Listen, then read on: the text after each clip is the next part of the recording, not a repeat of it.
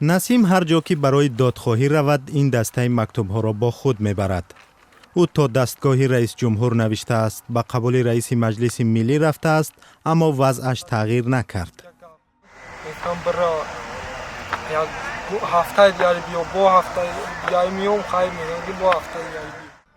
насим 24 сол дорад, маъюби гурӯҳи якум аст.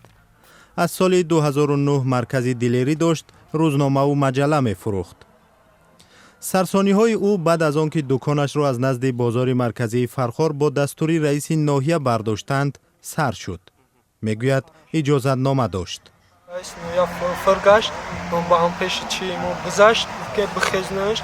بعد رئیس جماعت شهر اومد چند روز انقدر کرد که بخیر نخزیدم چند سال اومدم چپاگارون کاگی دیگه ما یکون چی نکردم. او نمیخواهد خرج خوردن و پوشیدنش بر دوش والدین و برادرانش باشد.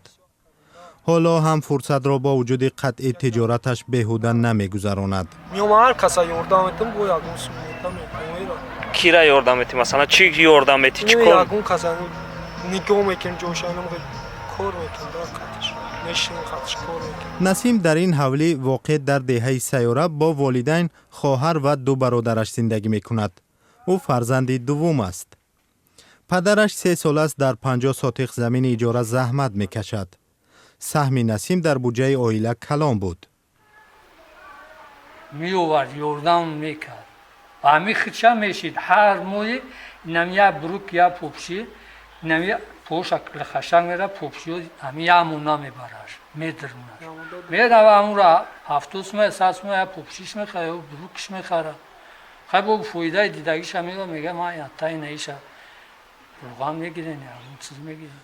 تا 5 سال پیش نسیم راه نمی رفت. چسب و تلاش‌های والدین و کوشش خود او که به معیوب بودنش تن نمیداد، او را به پا خیزاند.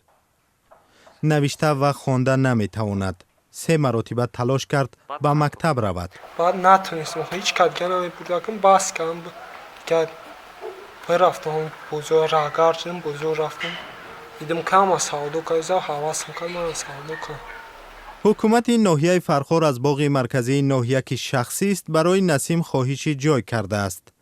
آنها از نسیم 300 سامانی اجاره پولی خواستند. نسیم میگوید با نسخه برداری و چاپی صورت نمیتواند اجاره پردازد، انداز سپارد و درآمد گیرد.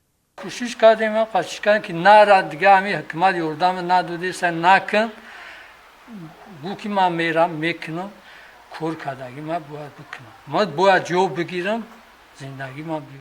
در تاجیکستان معیوبان در تامین جای کار اولویت دارند، اما نسیم معیوب گروه یکم هنوز دادرس در ناحیه فرخار پیدا نکرده است.